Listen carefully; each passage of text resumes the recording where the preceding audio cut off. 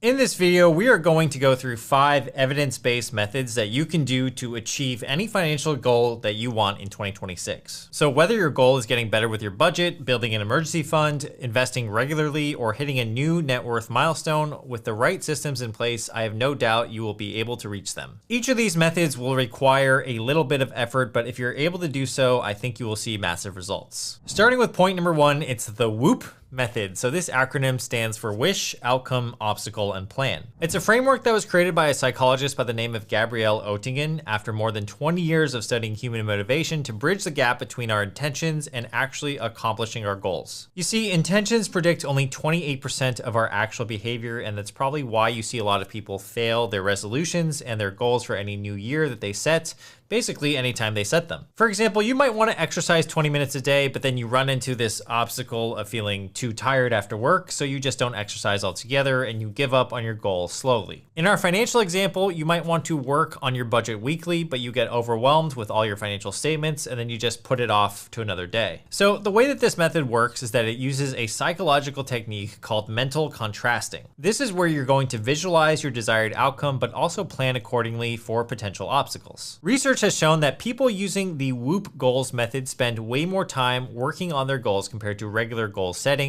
and that people handle stress better, get more involved at work, solve problems better, and manage their time well. So let's break down this method, starting with step number 1, defining your wish, or the first W. Your first task is to figure out what your wish is that feels challenging yet feels achievable, and then you want to be as specific as you can. So an example of a wish is, I want to budget better, but a clearer example of your wish might be, I want to track and control my spending every day. The second one is way clearer. Once you have that clear wish, or your W, it will give you some direction and you can visualize it better, which will be step number 2, to visualize the best outcome, which is our O. In step number 2, you want to picture yourself experiencing the desired outcome. So it's not about what happens, it's more about how it makes you feel. The clearer your outcome is, the more motivation you're going to have for your wish. So using our previous example of wanting to budget better, our example outcome is that we will feel more in control of our finances, reduce our money anxiety, and will hopefully be well on our way to our financial freedom goal. You also want to think about what that feeling might mean to you. So does being in control mean that you can go on vacation once or twice a year and not have to even worry about your finances? Or is it something completely different? So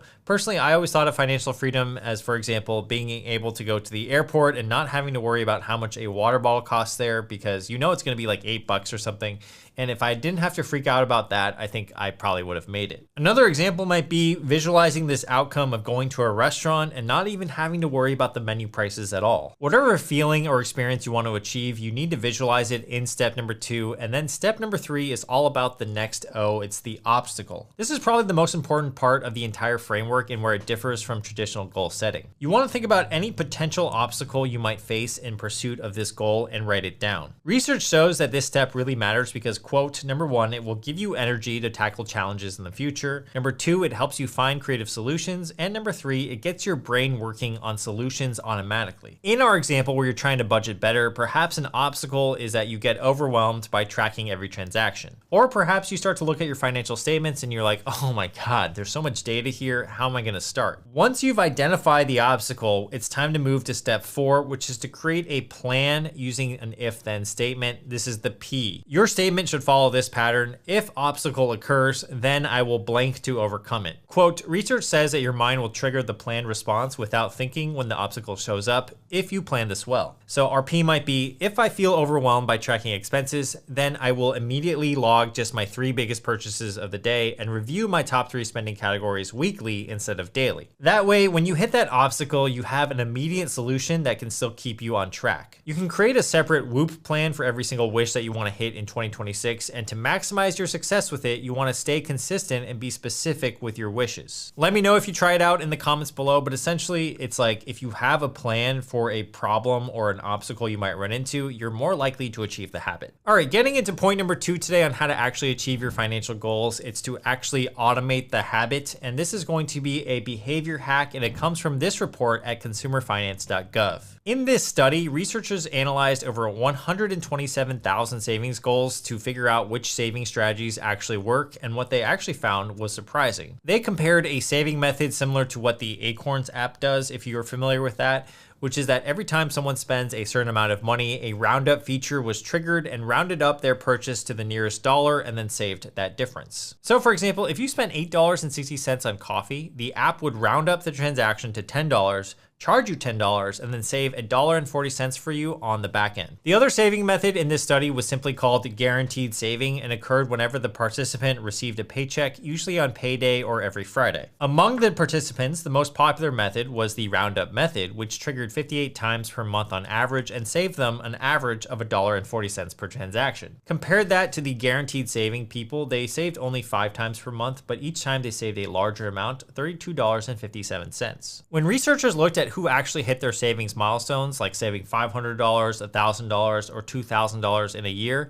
the guaranteed rules won by a landslide. Each guaranteed rule was associated with $333 more in savings versus just $126 for contingent spending rules like the roundup method. So here's the takeaway: set up one guaranteed automated transfer, whether that's weekly, bi-weekly, or on payday, and make it substantial enough to actually move the needle. You will save more money this way, and the habit becomes automatic. This is exactly why the 401k account works so well for retirement savings in the United States. The money gets deducted from your paycheck before it even hits your checking account. You never see it, you can't touch it, so it actually gets saved. And here's the thing about humans, we're incredibly good at adapting to whatever resources we have available. All right, moving on to point number 3, writing it down. So writing it down actually helps you achieve your goals. If this sounds really basic and too good to be true, let me point you to this study by Dr. Gail Matthews. In this study, they asked the question, does writing your goals down actually make a difference in achieving your goals? She broke participants into 5 different groups, and each had different instructions. The first group would have no goals and they wouldn't write anything down. The second group wrote their goals down. The third group wrote down goals and action commitments. The fourth group wrote goals, action commitments, and gave them to a friend as well. And the fifth did all of the above and also provided a weekly update. The results showed 2 big findings. First is that the group that wrote down their goals compared to those that didn't write them down at all were 42% more likely to achieve their goals. So that's already really fascinating. The fact that you write something down makes it 42% more likely you achieve it. And if it's as simple as that, I think you should do that. But let's actually look at how the rest of the group did. So the group that achieved the best results were actually group 4 and group 5. In other words, if you had an accountability partner, that helped a lot. I think this study highlights the importance of not only setting your intentions, but if you have a friend you can tell your goals to and maybe they can keep you accountable and you keep them updated, that'll help you a lot on your progress as well. In terms of where to write down your goals, I think you can write them physically down in a journal or a post-it note and then put it somewhere visible. Or what I like to do is just write them down in a Google Sheet or Word document or my Notes app on my phone and simply keep track of my goals that way. I also like to break my goals down into digestible chunks. So for example, if my goal in 2026 were to run the marathon, I might say to myself, okay, well, I'm gonna break that up into 3 to 4 runs per week, and I'm just gonna try to hit those number of runs on a weekly basis. When it comes to your financial goals, you can do the same thing. Let's say you wanna save $75K for a down payment on a home within the next 3 years. You can break that up into $25,000 per year. You can even break that goal down further. So $25K per year is around $2,000 per month. So how can you save or even make an extra $2,000 per month? When you break down a big goal like that, it makes it a lot more palatable and easier to achieve. The summary of this point then is very simple. It's to write down your goals and you're more likely to achieve them. So if your goal in 2026 was to invest every single month, you might say, well, I want to dollar cost average every single month on the 1st in 2026. It honestly sounds so basic that it shouldn't work, but the evidence says it does, so that's one place to start. Point number 4 today is to make your goals visible and then track your progress. So when we're talking about visible here, if we were really interested in our finances, then we would want to see our financial information on a regular basis. To show you how powerful this is, there was a Harvard study where participants were given access to a mobile app that showed their account balances in real time. The results were really dramatic. The average user decreased their monthly spending by 15.7%. This is further supported by government surveys showing that 50% of people who check their bank balances on their phones before a large purchase are more likely to reconsider buying that said item. So this is definitely some exposure therapy. Like imagine if you were trying to lose weight and floating above your head was your weight in pounds, and every time you ate something, you would see that weight number go up. that would definitely discourage me from eating whatever is in front of me. While that's not the healthiest behavioral practice, I do think that the point of this study is interesting. It's that when we are more aware of our financial situation in real time, we make better decisions about our discretionary spending. The same applies to your goals. If we're able to visibly see our goals on a weekly or monthly basis, we are more likely to achieve them. So I personally use a Google Sheet where I track all my financial goals, including how much I want to save, invest, or save towards a big purchase each month, and I check it all the time just to make sure that I'm on track. Just having that sort of visibility keeps me accountable, and another great thing is that seeing your progress on a month-to-month basis or year-to-year basis serves as a lot of motivation for me too. So the takeaway of point number 4 is pretty simple. Put your goals somewhere visible, and then you're going to be able to see them a lot more often and track your progress. It sounds really basic, but the evidence shows that it works. And finally, we're at point number 5 today, which is about building wealth over time so that we can hit our financial goal of freedom and retirement, and that is to invest your money. Investing allows our money to grow over time through compound returns so that we can have our money work for us and hit our endgame goals like financial freedom and retirement. Historically, the stock market has provided the highest average returns compared to other major asset classes such as bonds, gold, and even real estate. US stocks have averaged 8 to 10% average annual returns, bonds average 4 to 5%, gold is 5.12%, and real estate is a lot different. It's very variable, but it's around 4.2 to 4.5%. When you invest consistently over time, it can amount to a lot of money. So if you invested in an S&P 500 index fund or ETF,